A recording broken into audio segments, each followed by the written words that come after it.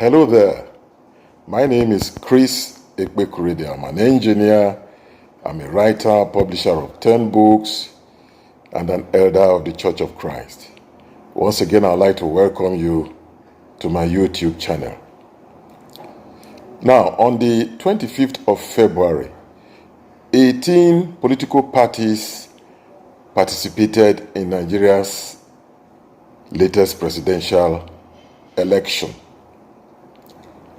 Now, out of the 18 political parties, 17 of those parties were crudely cheated, raped, and abused by election thieves, with the collaboration of their friends in government and INEC.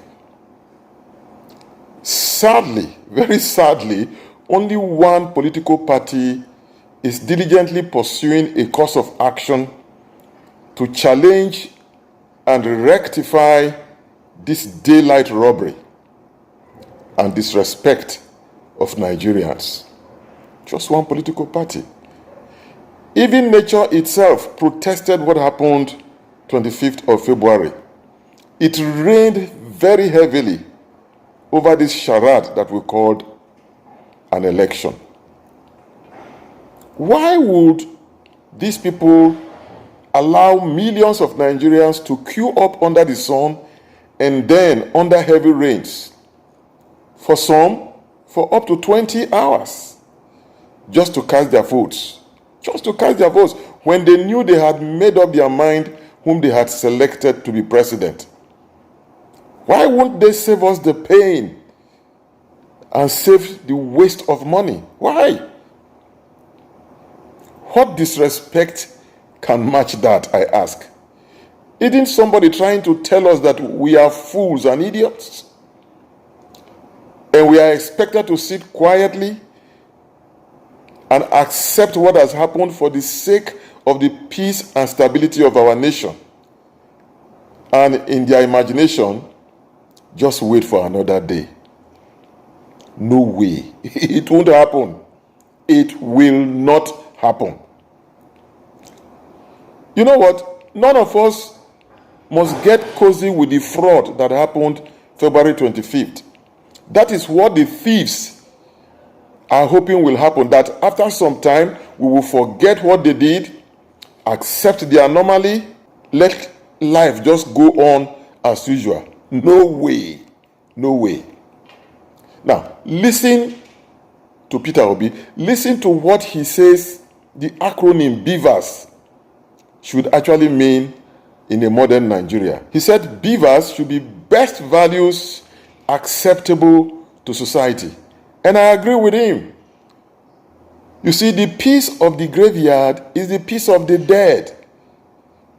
We cannot have progress and stability in this country without justice, without good values. Nigeria is not a bucket latrine, for goodness sake. You know what? Letting our political thieves get away with their loot over the years is what has brought us to this pass. That is what has brought us to where we are. For 24 years, this is the first time that politicians will feel the power behind the common man's vote.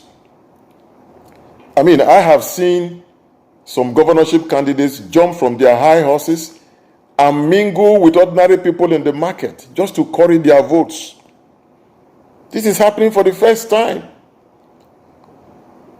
I have seen one candidate, a governorship candidate, assume the emergency role of an usher at a public gathering, shaking hands with ordinary people, something he hasn't done before, and winking to them for their votes.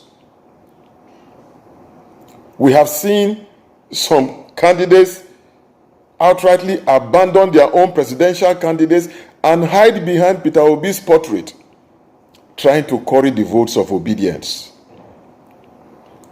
Thank God. One thing we have achieved in this country is that the emergence of Peter Obi has brought in a breath of fresh air on our Jaguda politics. Now, for the sake of the common man's vote, we must stand up against this terrible electoral evil that happened February 25th.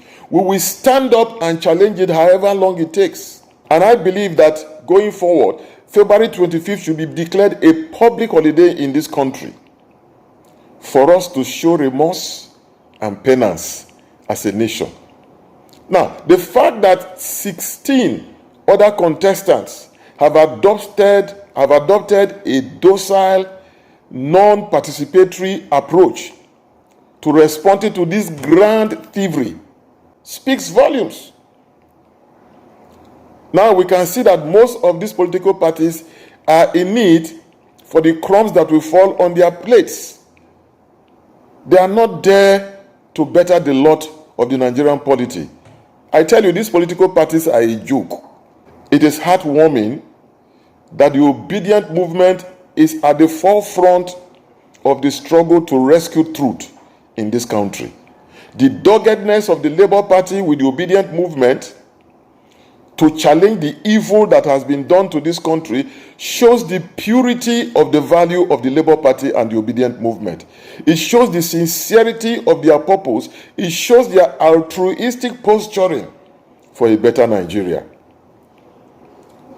We all know that evil left unchallenged, untreated, will fester like a cancer.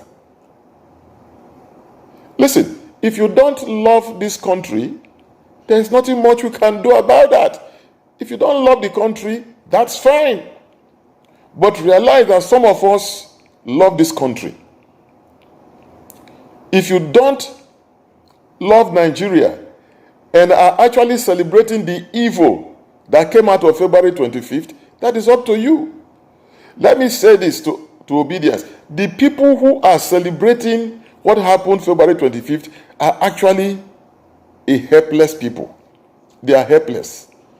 I liken them to those white, fresh, beautiful maggots that gambol, in the bucket latrines of old. How many of us, I don't know how many of us remember those bucket latrines that we used to defecate in those good old days. You will see these fat and white worms diving and gamboling in these bucket latrines. That is what I liken those who are celebrating what has happened to. Much as we feel sorry for them, they are actually made for these bucket latrines. They are having the time of their lives. Now, here are two big lies that presaged the election of February 25th. We were all caught unprepared by these liars because we thought of them as people who will do no wrong, but we were wrong. Watch. My aim is to make sure that Nigerians believe that we respect them as an administration. So Nigerians should vote for whoever they like from whichever party.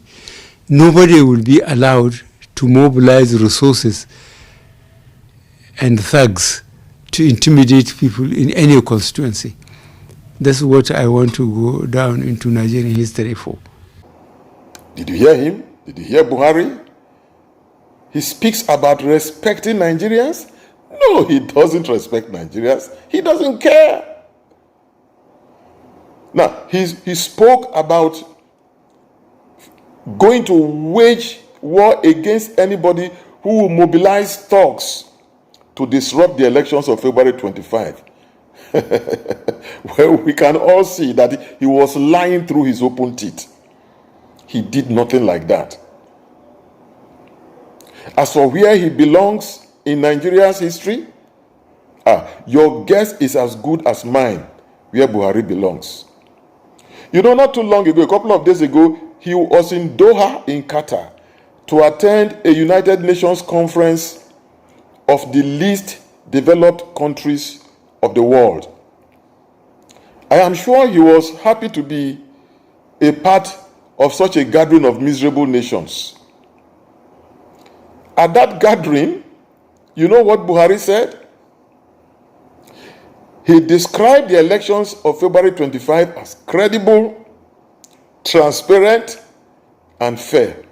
Can you imagine that? That's what he said in Doha. If Buhari and the leaders before him handle this nation as they should, he wouldn't need to attend such a shameful conference of sorry states. Free, credible, transparent, and fair. What a big lie.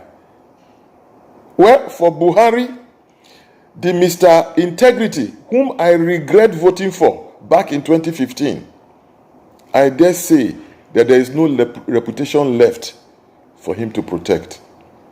Buhari will leave office a couple of months from now as emptily as he came. No accolades to his name. His are the most wasted 8 years in a leader's life. Listen to the next liar. Watch. On this note, let me seize this opportunity to respond to a story emanating from a section of the media that the Commission has decided to jettison the uploading of polling unit level results in real time on election day. It should please be disregarded as fake news. The Commission will upload polling unit level results, and citizens will have access to those results in real time as we upload to the polling units. This innovation was introduced by the Commission. The Commission cannot turn around and undermine itself. So this technology has come to stay. We'll upload polling unit level results from the polling unit. Citizens will have the right to view these results. After all, who are we serving? The citizens. How can we deprive citizens from access to the results of the process conducted by them at the level of polling units? So I welcome you to the Commission. I want to assure you and reassure you that the 2023 general election is going to be our best ever elections. We are committed, and that the votes cast by Nigerians will determine the outcome of elections. Nothing more, nothing less. Did you hear how the lies were flowing smoothly from Mahmoud's lips? How the lies just they come very smooth and sweet. Silky liar. By the way, who awards professorships in Nigeria self? Who does it? What standards are applied to confer professorships on people in this country? I doubt that there are any standards, because I expect a professor to stand above a certain minimum moral standard. You know what? These two men will occupy the darkest chapters of Nigerian history. They will. And sadly, the tomfoolery continued after the presidential election. Governor Nyesom Wike, after brazenly manhandling the presidential elections in Rivers State and rigging the election against his acclaimed friend Peter Obi, shamelessly turned around to describe Obi as the hero of the presidential election.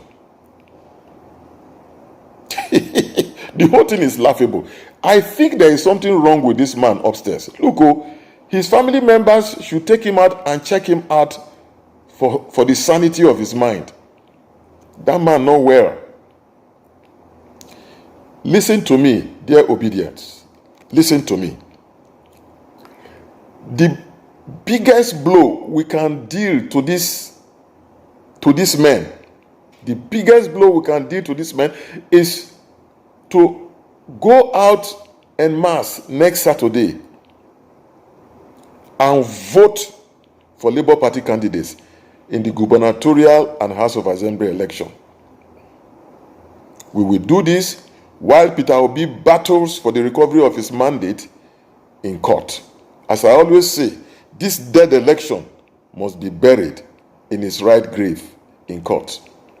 We must show to these people that what happened February 25th was no fluke. It was no fluke. Thank you. Please like this video, share it, and by all means, subscribe. And see you soon. Thank you.